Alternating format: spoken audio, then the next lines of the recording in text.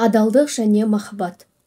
Бүлдіршіндей мөлдіреген жас қыз, қос жанары мөлтеңдеп жігіт ағасы болып, әбден толысқан ердің қасында отыр. Ол жігітке: мен сені шын жүрегіммен сүйемін, сенімен бірге болсам ғана болғаны, қазір мен сені есімнен адаса сүйіп қалдым деді. Қарсында отырған ересек ердің көздері ұзаққа қадалды.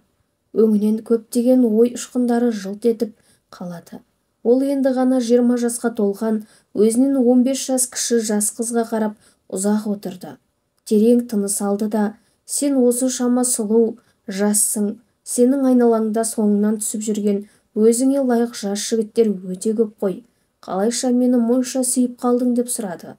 Қыз қос жанарын жігітке қадап, терең сүйіспеншілікпен: өйткені олар жас, келбетті, мені қаншалық жақсы көргендерімен, сіз сияқты әр істе салмақты, әр істе нәтижелі, терең ойлы, қолынан үлкен істер келетін адамдар емес, нәтижесі шыққан бір істері, қызметтері де жоқ. Еш жұмыстың жөнін білмейтін бауырымды ертіп жүргендей боламын.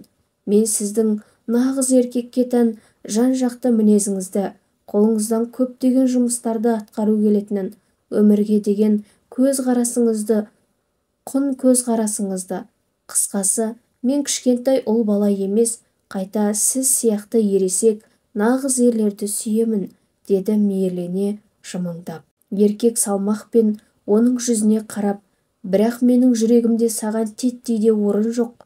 Сені сүймеймін. Менің өз сүйген жарым бар, әйелім бар. Ол дүниедегі ең ақ көңіл, ең сұлу, қадірлі адамым. Әйелім екеуміз дәл сен сияқты 20 жасымызда махаббаттанғанбыз. Мен де дәл сол сенің соңыңнан түскен жас жігіттер сияқты көп істердің жөнін білмейтін, алаңғасар, ойламсыз, балалығым күшті, қазіргідей табысты қызметім жоқ, соқа басым сопиған жан едім. Бірақ мен сүйген жан сен ойлағандай еш іс білмейді деп сөккен жоқ. Қайта өмірімнің жастық, шалалық, қиындық кездерінде жанымда болды. Ұрсысқан кездерімізде татуласып, бір нанды бөліп жесек те, бір асым ет жегендей бал татып жүрдік. Жұмысымыз сәтсіз болғанда, өмірден түңілгенде, арақ ішіп қаңғыбас достарыммен кеткенде, бәрінде сол жан мені құтқарған.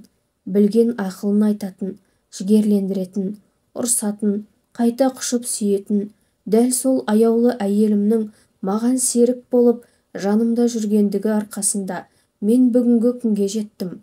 Менде бәрі болды. Өмір тәжірибесі де, салмақты мінез бен көз қарасым да, байлығым да. Мен бұл өмірде тек әйелімді ғана сүйемін деп сөзін аяқтапты. Сонда қыз: жоқ, менің қай жерім оған жетпейді? Ол мен сияқты жас па? Мендей сұлу ма? Мендей сүйе ала ма сізді деп шыдамай, өксіп жылап, жігіттің өзін құшағына алуын тілегендей болды. Бірақ жігіт оған дүниеде ешқандай әйел заты жетпейді. Ол сондай жас, сондай сұлу, мені соншама сүйеді. Ендеше уақытта біраз жерге барған екен. Кетейік деп орнынан қозғалды. Үйіңе жеткізіп қояйын деді.